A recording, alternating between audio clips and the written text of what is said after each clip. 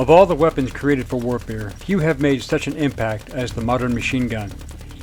From the early days of the hand-cranked Gatling gun to the modern chain gun, technology, industrialization, and innovation, automatic weapons have evolved. When was the first machine gun made? When was it first used in action? How did they evolve?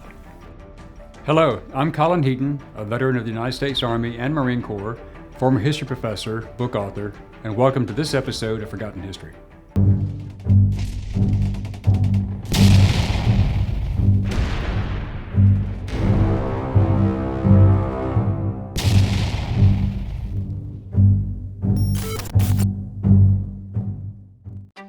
While not true machine guns, the earliest incarnation was the medieval organ gun, produced in the mid-1570s in England, and capable of firing from 160 to 320 shots, or 4, 8, 12, or 24 bullets at a time.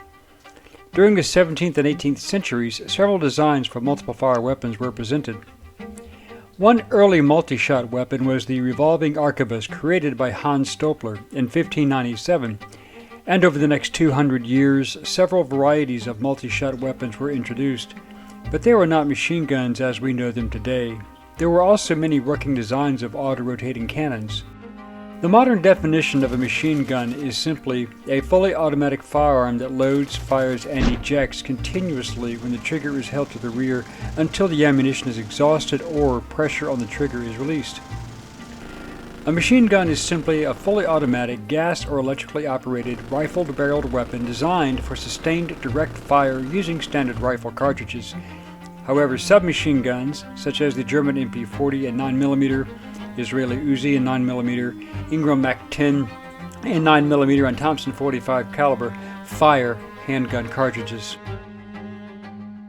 The first generation of machine gun was the Model 1862 Gatling gun, which was the first adopted by the United States Navy and powered by a hand crank, later adopted by the United States Army.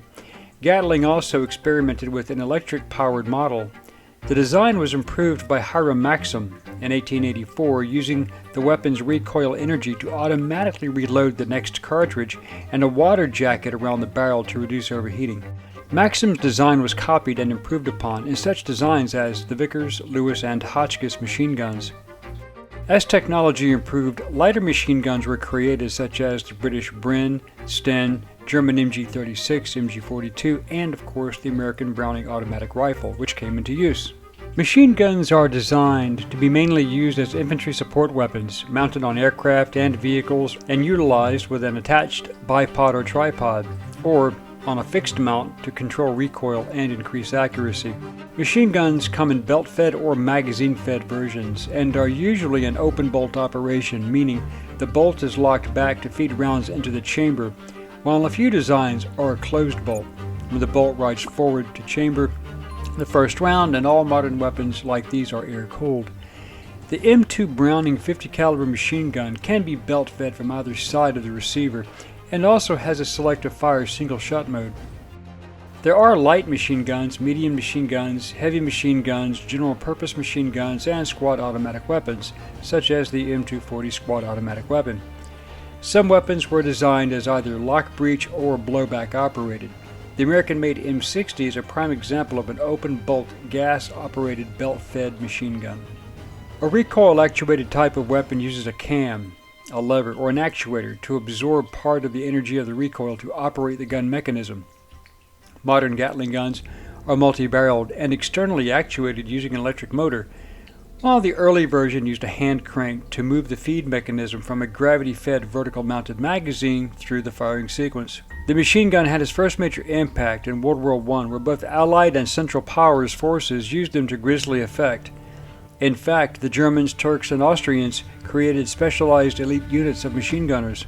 During World War II, the machine gun reached its hallmark. During the D-Day invasion on Omaha Beach on June 6, 1944, German machine gunner Heinrich Severloh was claimed to have inflicted several hundred casualties all by himself out of the 2,400 total Americans killed with his MG42 from his elevated position before exhausting his ammunition. No military organization since World War I is without heavy, light, medium machine guns and submachine guns in their inventories, and the highly trained men who use them. It is and will always be a highly effective weapon. Thank you for watching Forgotten History. Please click like, subscribe, and share. Send us comments and show ideas, and we will get back to you as soon as possible. Until next time.